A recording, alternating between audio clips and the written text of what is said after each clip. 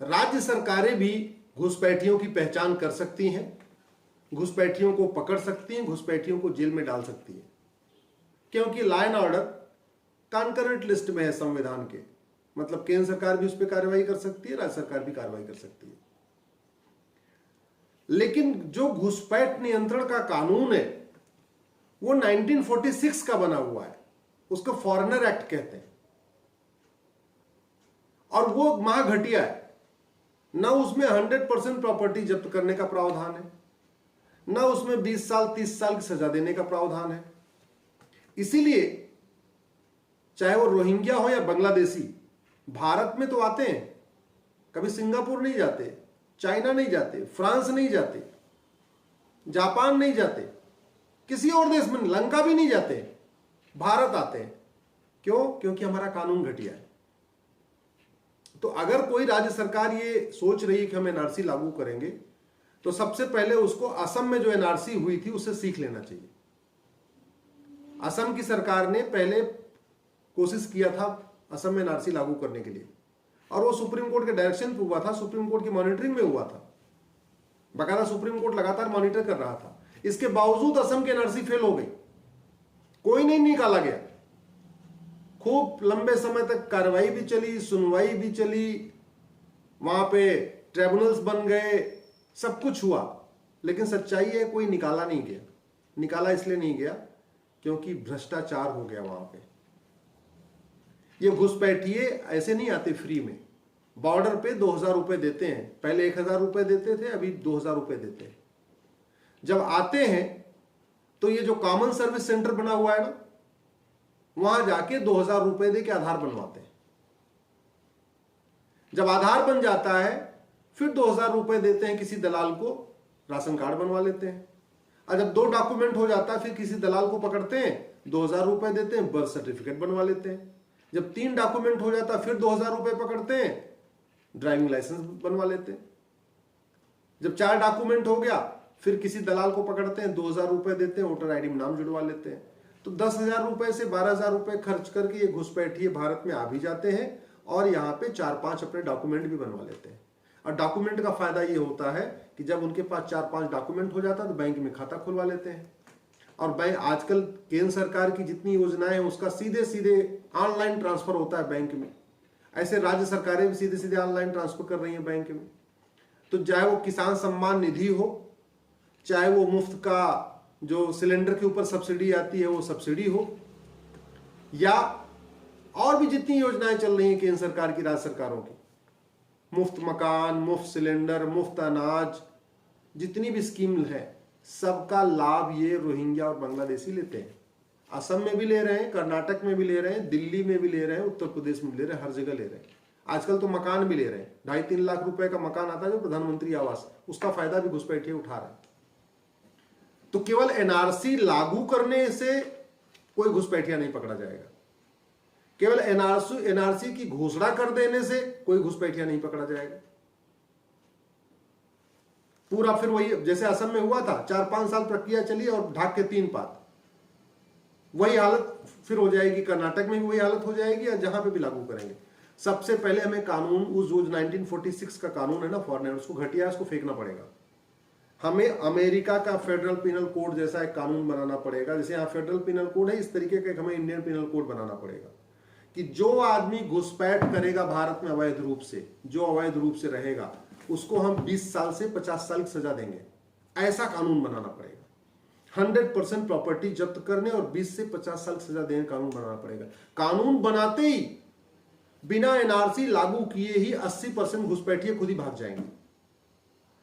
और केवल घुसपैठ खिलाफ नहीं, ये जो घुसपैठियों की मदद करते हैं पैसा लेके, जो आधार बनाते हैं, ड्राइविंग लाइसेंस बनाते हैं, बर्थ सर्टिफिकेट बनाते हैं, वोटर आईडी बनाते हैं, वो क्यों बना रहे हैं? क्योंकि हमारे देश में जो इंडियन पिनल कोड चल रहा है, इसमें फर्जी डॉक्यूमेंट बनाने पे मैक्सिमम 3 साल की सजा है, और सजा होती भी नहीं। कभी आपने सुना नहीं होगा किसी ने फर्जी आधार बनाया उसको सजा हो गई हो, या फर्जी राशन कार्ड बनाया उसको सजा। सब जांच वाच चलती रहती है, सब गोल मटोल होता रहता है, खत्म, मामला खत्म। अमेरिका में फेडरल पिनल कोड में फर्जी डॉक्यूमेंट बनाने पे, अगर आप किसी अमेरिका के एम्प्लॉय ने फर्जी डॉक्यूमेंट बना दिया वहां का, 50 से 100 साल सजा होती है। 50 से 100 साल सजा। ऐसा जब कानून बनाएंगे तो ये जो घुसपैठियों की मदद करने वाले लोग हैं, राशन कार्ड बनाने वाले, ड्राइविंग लाइसेंस बनाने वाले, वोटर आईडी बनाने वाले, ये बनाना बंद कर देंगे। तो सबसे पहले एनआरसी तो बाद की बातें है, पहले हमें एनआरसी लागू करने के पहले तैयारी करनी पड़ेगी। घुसपैठ के खिलाफ कठोर कानून बनाना पड़ेगा, भ्रष्टाचार के खिलाफ कठोर कानून बनाना पड़ेगा, फर्जी डॉक्यूमेंट बनाने के खिलाफ कठोर कानून बनाना पड़ेगा। जब फर्जी डॉक्यूमेंट बनेगा, भ्रष्टाचार खिलाफ कठोर कानून बनेगा, तो जो लोग बॉर्डर पे पैसा लेके उनको भेज रहे हैं वो पैसा लेना बंद करेंगे, जो अंदर आने पे डॉक्यूमेंट बना रहे हैं वो डॉक्यूमेंट बनाना बंद करेंगे।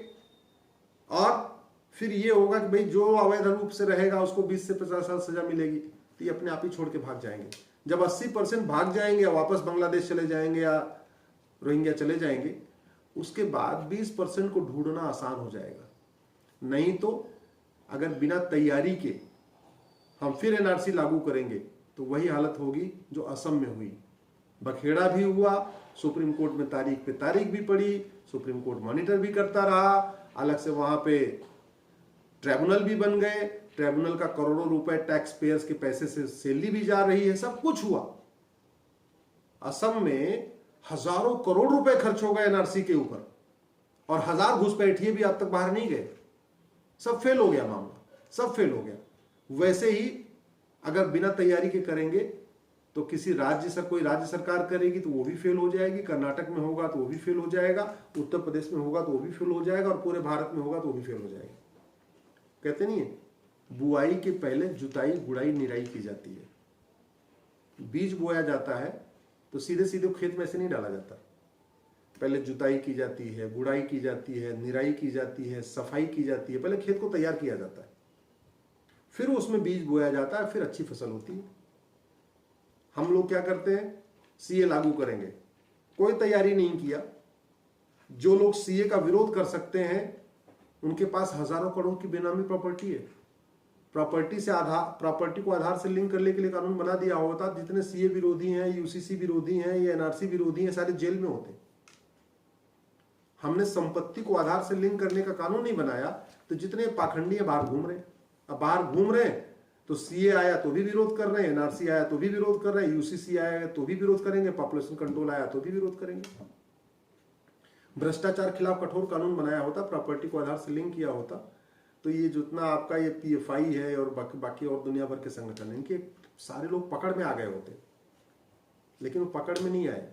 वह कहीं यही हस्त्र दोबारा एनआरसी का ना हो जाए, इसलिए मैं सरकार से निवेदन करता हूं, सबसे पहले आप भ्रष्टाचारियों को फांसी देने, और फांसी देने को नहीं तो कम से कम 20 से 50 साल की सजा देने का कानून बनाइए और 100% प्रॉपर्टी जब्त करने को बनाइए। इस घटिया इंडियन पिनल कोड को बदलिए। ये केवल 22, भारत इतना बड़ा है और हमारे इंडियन पिनल कोड में केवल 22 चैप्टर है। अमेरिका हमसे बहुत छोटा है, मात्र 33 करोड़ पॉपुलेशन है, हमारा 1/5। अमेरिका की जनसंख्या हमसे 1/5 है, भारत की जनसंख्या अमेरिका के लगभग 5 गुना है। इसके बावजूद अमेरिका के फेडरल पिनल कोड में 122 चैप्टर है, 122 चैप्टर है। हमारे इंडियन पिनल कोड में मात्र 22 चैप्टर है, एकदम पुरानी हो चुकी है। 1860 में मैकाले ने बनाया था, तब से चल रही है। और इसी का नतीजा है जो क्राइम है वो क्लियरली डिफाइन नहीं है, तो डिस्ट्रिक्ट कोर्ट के जज उसकी अलग इंटरप्रिटेशन करते हैं, हाई कोर्ट के जज अलग इंटरप्रिटेशन करते हैं, सुप्रीम कोर्ट के जज अलग इंटरप्रिटेशन करते हैं। डिस्ट्रिक्ट कोर्ट वाले सजा देते हैं, हाई कोर्ट वाले छोड़ देते हैं, फिर सुप्रीम कोर्ट वाले कुछ और फैसला दे देते हैं। ये पूरा चल रहा है। सबसे पहले एनआरसी लागू करने के पहले एक बढ़िया, जैसे अमेरिका का फेडरल पिनल कोड है, इसी तर्ज पे एक भारत में इंडियन पिनल कोड बनाना पड़ेगा। अमेरिका में 122 चैप्टर है, तो हमारा चूंकि देश बड़ा है, हमारे यहाँ क्राइम ज्यादा है, हो सकता है हमें 200 चैप्टर बनाना पड़े। लेकिन एक एक अपराध का एक एक चैप्टर, घुसपैठ नियंत्रण पे एक चैप्टर, फर्जी डॉक्यूमेंट बनाने पे एक चैप्टर, करप्शन पे, घूसखोरी पे एक चैप्टर। इस तरीके से जो 40-50 हमने कानून बना रखा है ना, घूसखोरी का अलग कानून, जमाखोरी का अलग कानून, मिलावटखोरी अलग कानून, कालाबाजारी अलग, जो दुनिया भर का हमें मकड़जाल है, सारा मकड़जाल खत्म करना पड़ेगा। एक कानून बनाना पड़ेगा, इंडियन पिनल कोड, उसमें 200 चैप्टर हो, एक एक क्राइम पे, एक एक अपराध पे एक एक चैप्टर हो, जो अपराध है क्लियरली डिफाइन हो, सजा कठोर हो, प्रॉपर्टी जब्त करने का भी उसमें हो, 20 से 30 साल सजा देने का हो, तब 80% घुसपैठी अपने आप भाग जाएंगे। जो 20% बचे होंगे उनको पकड़ना आसान होगा। नहीं तो कर्नाटक में हम एनआरसी लागू करें या महाराष्ट्र में लागू करें, मैं गारंटी के साथ कहता हूं सफल नहीं होगा। हाँ, करदाताओं का पैसा जरूर खर्च हो जाएगा, अखबारों में न्यूज बन जाएगी, टीवी चैनलों पे डिबेट हो जाएगी, सब कुछ हो जाएगा, लेकिन कोई घुसपैठिया पकड़ा नहीं जाएगा, और पकड़ा भी जाएगा तो उसको high court supreme court stay लगा के उसको बाहर भेजने नहीं देंगे। कानून घटिया होगा तो स्वाभाविक सी बात है हाई कोर्ट सुप्रीम कोर्ट भी उसमें इंटरफेयर करेंगे। कानून एकदम क्रिस्टल क्लियर कानून होगा, डिफाइन होगा कि नहीं, इनको सीधे सीधे पकड़ना है, जेल में डालना है, उठा के भेजना है। और याद रखिए, घुसपैठिए झूठ बोलते हैं, सारे झूठ बोलते हैं। नार्को पॉलीग्राफ ब्रेन मैपिंग कानून बनाना पड़ेगा। मैं तो कह रहा हूं सीधे सीधे नार्को पॉलीग्राफ ब्रेन मैपिंग कानून बनाइए, ज्यादा इन्वेस्टिगेशन की जरूरत ही नहीं है। जिसके ऊपर शक है, जहां पे कंप्लेन हो रही है, जहां शिकायत हो रही है, जहां एकाएक अवैध झुग्गियां बन रही है, सीधे सीधे उनको उठाइए। कितना 1 घंटा लगता है, 1 घंटा लगता है नार्को टेस्ट करने में, 1 घंटा पॉलीग्राफ में, 1 घंटा ब्रेन मैपिंग में। 3 घंटे में अंदर एक व्यक्ति का पता चल जाएगा वो भारत का रहने वाला है या बांग्लादेशी है, मात्र 3 घंटा लगेगा। तो मैं इसलिए कह रहा हूं अगर एनआरसी को सफल बनाना है, घुसपैठियों को पकड़ना है, जो अभी करीब 5.5 करोड़ हो चुके हैं, 5.5 करोड़ हो चुके हैं भारत में बांग्लादेशी रोहिंग्या, इनको पकड़ना है, नार्को पॉलीग्राफ ब्रेन मैपिंग कानून बनाइए। इनके लिए स्पेशल प्रावधान करिए कि भाई बस सीधी सीधी सी बात है, इनका टेस्ट करेंगे, इनकी हम पिछली 5 जनरेशन को देखेंगे। अगर जिसका नार्को पॉलीग्राफ ब्रेन मैपिंग में भी आ जाए कि हम ठीक है वो भारत का रहने वाला नहीं है और वो बांग्लादेशी है, रोहिंग्या है, इतना पर्याप्त है। और ज्यादा करना है तो भाई पूछ लो, भाई अपने पिछले 5 पीढ़ियों का नाम बता दो। तुम्हारे पिता की तरफ की 5 पीढ़ियां पूछ लीजिए, माता की तरफ की 5 पीढ़ियां पूछ लीजिए, पता चल जाएगा भारत का रहने वाला है कि नहीं। बड़ा सिंपल सा है। अगर हम प्रोसेस ठीक नहीं करेंगे तो सालों साल लगेगा।